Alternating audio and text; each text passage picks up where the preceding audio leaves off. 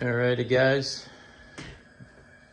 I'll show you how I deep fry turkeys. Now, I'm out in my garage, don't judge. People probably think, oh, it's a fire hazard, blah, blah, blah. Well, let me stop you right there.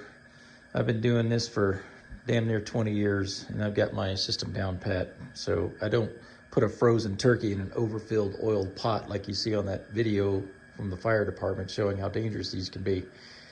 So with that aside, I do things the right way. So number one, make sure your turkey is fully thawed out and fully dried out, which means I take everything out, I rinse it out really good, I dry it out, I go in the cavity with paper towels, I make sure it's fully dry, and I let it air dry on my counter for a good hour after it's thawed out so it's completely dry.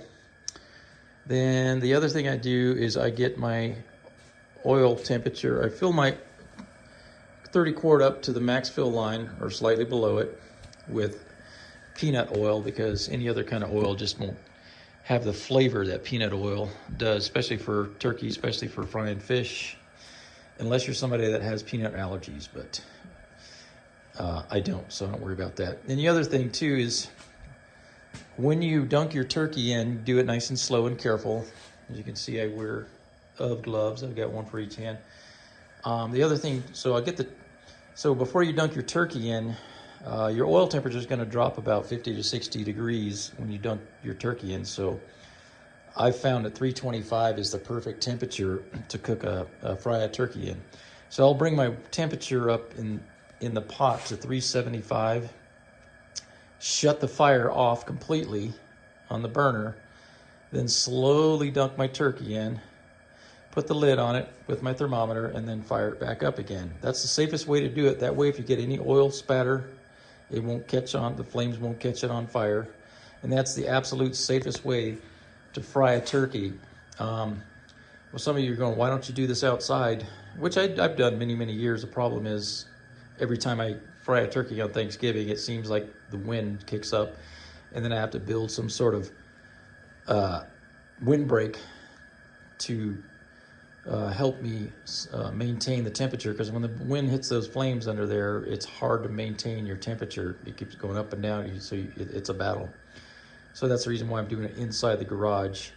And yeah, most people would say it's not safe and blah, blah, blah, but if you do everything the right way, you don't have shit to worry about. And I stay out here and I monitor.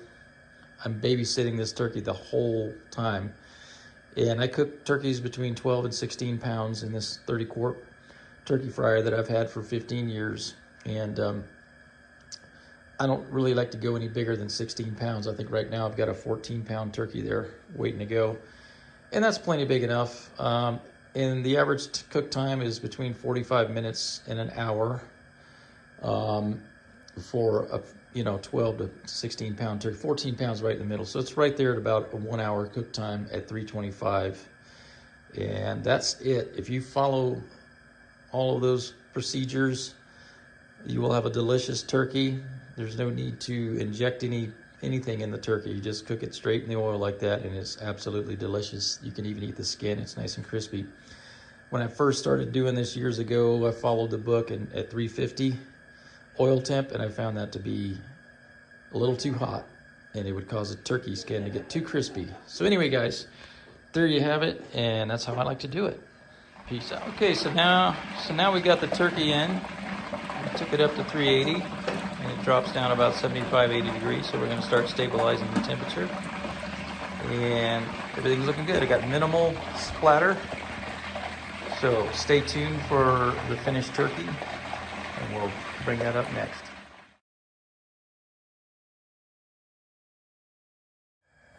All right, so here we are, cooking up a second turkey here for some friends, and we're almost at 375. You can go a little higher, maybe like 380, and close up of that. So we're just about there. We're getting ready to put the turkey in.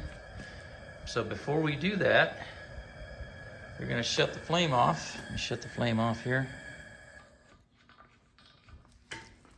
Pull the lid off, so now there's nothing burning. Oil is good and hot, ready to rock and roll. We're going to grab our hook, and we're going to slowly dunk it. And keep in mind, this is indoors in my garage, so we're going to do this nice and slow and careful. Get her down in there. Nice and slow. You hear that boiling oil. But I'm not just going to drop it all the way in. I'm just going to go nice and slow. You can hear it sizzling real good.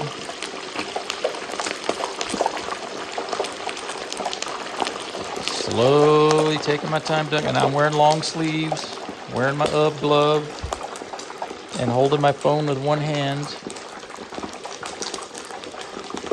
Just to show you, we're going to stay nice and safe. Once I get it all the way dunked and the lid back on, I'm going to fire it back up and maintain it at 325 for an hour. And she'll be good. I've already got one done.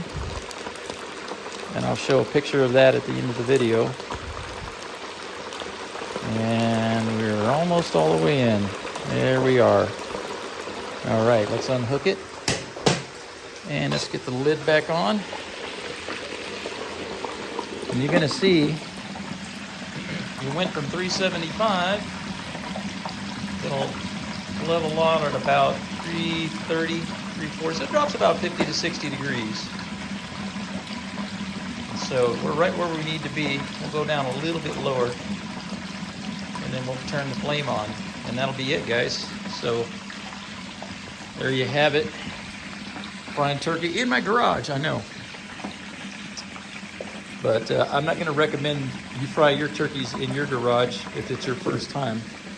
But if you follow the procedure that I told you about thoroughly thawing it out, thoroughly drying it, reaching your 50 degrees above cooking temperature, and then shutting your flame completely off, and dunking it nice and slowly, you'll be perfectly safe and fine. Just remember, wear safety glasses to protect your eyes from any oil spatter. Wear a long sleeve shirt.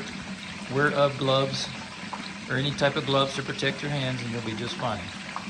Anyway, guys, stay tuned for the finishing photos.